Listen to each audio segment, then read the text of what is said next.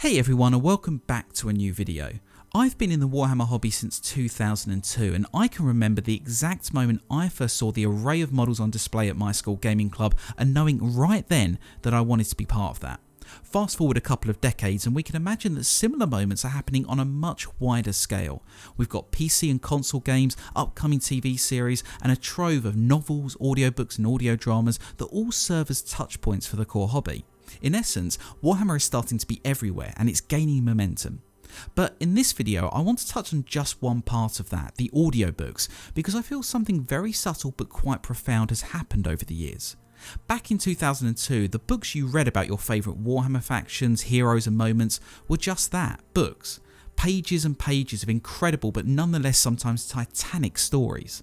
Today, those same stories and many others coming out every year have taken on a new form, becoming living and breathing performances which all too often boast a pretty impressive cast. So with that in mind, I thought it might be worth taking a look at the 5 Warhammer audiobooks I would recommend checking out if you haven't already. As a heads up, I've excluded anything from the Horus Heresy since it would steal the entire list. You don't need me to tell you to check those audiobooks out. Instead, there's a mix of Warhammer 40k, Fantasy and Age of Sigmar in here. If you're interested in something specific, you can click on the timestamps below and jump to those particular games. But with all that said, let's jump right in. Kicking off this list is an audiobook that I've had on my wish list for months and I wholly regret not picking it up sooner, and that is The Infinite and the Divine by Robert Rath. The story is part of the few but growing number of books focusing on the Necrons and specifically the adventure that Trajan the Infinite and Orican the Diviner embark on as they struggle, often against each other, to settle a mystery millions of years in the making. It's a book not like any other because the Necrons are a race unlike any other. For example, time works differently in the story because, thanks to their undying metal existence, characters will have conversations that last decades and spend millennia working on their plans. And Rath does a brilliant job of drawing on that to really characterise Necron society while also subtly building a distinction, a sense of otherness and mystery between them and us that you can palpably feel. That said, he also does a superb job of humanising other aspects of Necron society. We see their politics, desires and struggles through the lens of characters who retain very humanoid personalities, as many at the top of Necron society do. As a result, you really get to see the subtle and nuanced aspects of the Necrons that you don't otherwise see in the codexes, and dare I say, you almost sympathise with them. But this is a video about the audiobooks, and so I want to turn to Richard Reed's phenomenal performance throughout this book. It's no small achievement to record over 13 hours of narration and to infuse each and every character with energy and personality using only your voice, but Reed does so in leaps and bounds. Trajan comes across as visceral, drawing out his cunning and patient mindset and personality, and Orican is energetic and manic as his emotions flow back and forth in place of time itself, which he constantly manipulates. And later on in the book, we hear Reed delve into a more malicious performance as one of the true horrors of the 41st millennium seeks to undo our protagonists in a very literal sense. I will say though that I think Trajan nudges into the spotlight slightly more than Orican does in this book, and you can't blame him. He's a collector of some of 40k's greatest mysteries and treasures, including some slightly unorthodox ones, and the book gives Rath such a free rein to explore that. Overall though, The Infinite and the Divine offers a fantastic glimpse into Necron culture and their mysteries through the lens of 2 of their most influential characters. Rath's writing is incredibly dynamic and Reed's performance equally so. If you take nothing else from this list, check it out, it's truly an audiobook unlike any other. Turning to the second entry in this list, I partly want to say anything by Jonathan Keeble, but given how much he's narrated for Black Library, including much of the Horus Heresy, I think it will reduce the options quite a bit. So instead, I do want to point you to Trollslayer, the first book in the Gotrek and Felix series. Just in case you're not already aware, Trollslayer kicks off an iconic series of books in the Warhammer Fantasy franchise. Started by William King and later taken over by writers like Nathan Long and David Geimer, the stories tell the tale of the dwarf slayer Gotrek Gurnison and his human companion Felix Jaeger, the latter of which is compelled to follow the former as he seeks a valiant death in the most dangerous corners of the old world. For many, including myself, these were the books that brought us into Warhammer Fantasy and breathed life into it, and Trollslayer captures so much of that universe and, perhaps a little tragically for now, is infused with a nostalgia that makes it quite nice to revisit. However, while the later books in the series became focused more on overarching stories that ran throughout, Trollslayer feels like more of a collection of shorter stories, which makes it ideal for people new and familiar to the franchise. Weaving from the gothic rustic horrors of the book's opening chapter to the Tolkien-esque wiles of the Empire's outer reaches, King manages to bring the full expanse of the old world into the ordinary lives of the people Gotrek and Felix come across in their travels. The tavern keepers, nobility and everyone in between. Their brief moments with our heroes really gripped me as a reader, so much so that often I felt as torn as they were to see them part ways. And yet, so much of that is thanks to the work of narrator Jonathan Keeble. He has such an incredible range and pitch to his voice, which makes him able to bring to life the backwater homes of the Empire one moment and then the fiercest battles of the Horus Heresy the next.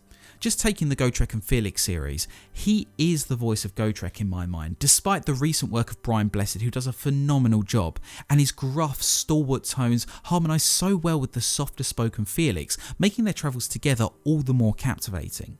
And later on in the series, we see that talent stretched to the voices of characters like the Skaven, Greyseer, Thanquol, and several Chaos Sorcerers and Demons. More so, he then whisks us off to battles far eclipsing the skirmishes our heroes often run into, bringing an energy and tempo that carries you through chapter after chapter. Whether it's through Gotrek and Felix or his other Black Library work, please do listen to Keeble's performances at least once. They're masterpieces in audio narration. But I do think the opening novel in Gotrek and Felix's saga is also worthy on its writing alone, and I think, like me, you'll find yourself going right through the series before you've had much of a chance to listen to anything else. Coming back to Warhammer 40k, I'm going to revisit a book that actually appeared in my list of Warhammer 40k books that you really should read, and that's Caiaphas Cain for the Emperor by Sandy Mitchell. In that video I talked about why I love Caiaphas so much as a character and a series. It's a story of a roguish commissar who, despite his aversion to moments of daring heroism and bravery, constantly finds himself in the thick of it and gaining heaps of unearned glory in the process. But the reason I mention it here is solely because of the narration, because it is absolutely perfect. Stephen Perring, who takes on the role of Caiaphas, captures that mix of charm, swaggery and wit that has made Cain such a popular character in 40k and manages to convey it in every single sentence. In many ways, I just want to simply say, this is Cain, because it's just such a realistic presentation of the voice I certainly heard in my head when reading the books all those years ago. And just as I said at the start, it shows how audiobooks can just hit slightly differently than the paper books themselves. It breathes new life and appreciation into Sandy Mitchell's writing and characters, and it's a joy to listen to. Supporting Perring though are Penelope Rawlins, who plays Inquisitor Amberly Vale, and Emma Gregory, who narrates the various excerpts from General Janit Sulla. Both bring incredibly vibrant performances. Rawlins' Vale is likeably classy and she sprinkles her playful jabs at Cain with flirtatious undertones, hinting toward their deeper relationship behind the scenes. And Gregory Sulla is, I have to admit, probably my favourite part in the book series overall. A regular at Black Library, she revels in Sulla's over-the-top dramatics. She recalls acts of bravery and heroism that, we know, didn't quite have the same tone in reality. Her role deserves to be a mini-series all of its own, and definitely worth a price of admission in this case. But overall, whether you've already read the Cain series or are completely new to it, I think this is one of those rare instances where I really would say that the audiobook is truly the best experience. The writing and cast are perfect for one another, and it's a great example of Black Library really turning their material up to 11. Check it out. Now for my fourth entry, I want to briefly bring you to the realms of Age of Sigmar. I know that for many, Age of Sigmar is a tense subject because of what it left behind, that being Warhammer Fantasy.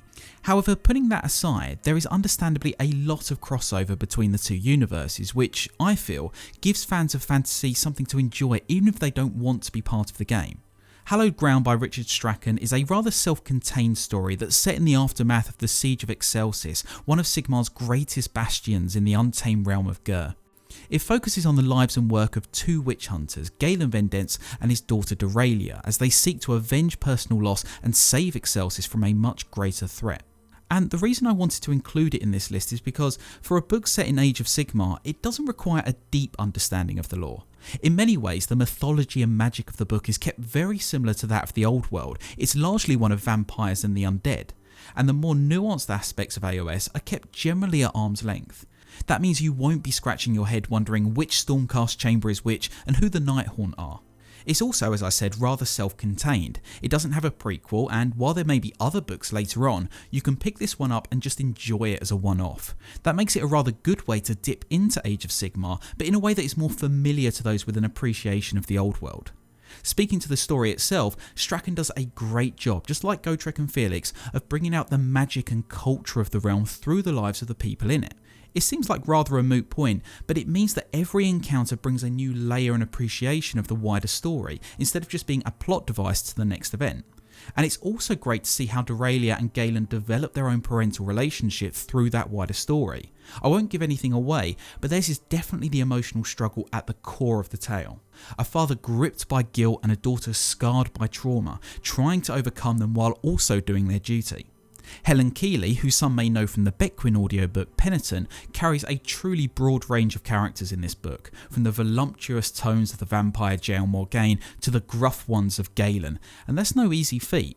Black Library narrators often have to manipulate their own voice to express characters of different genders, races and personalities from their own. Here, Helen Keeley shows her true talent in that field, and in a way that feels distinct among so many other Black Library performances. She also brings an energy and tempo that propels us through the tenser moments of the story, close encounters and greater battles, and that again not only shows her ability, but also creates a great ebb and flow to her tone of voice as the story shifts from physical conflicts to emotional ones. All in all, I feel Hallowed Ground is a great audiobook for those who just want to get a taste of Age of Sigmar without delving into some of its more distinct mythology and lore. And even if you don't delve any further, I think you'll be glad you made this particular trip. And last but certainly not least on this list is a 40k book that already has no shortage of fans, and that's Hell's Reach by Aaron Dembski-Bowden.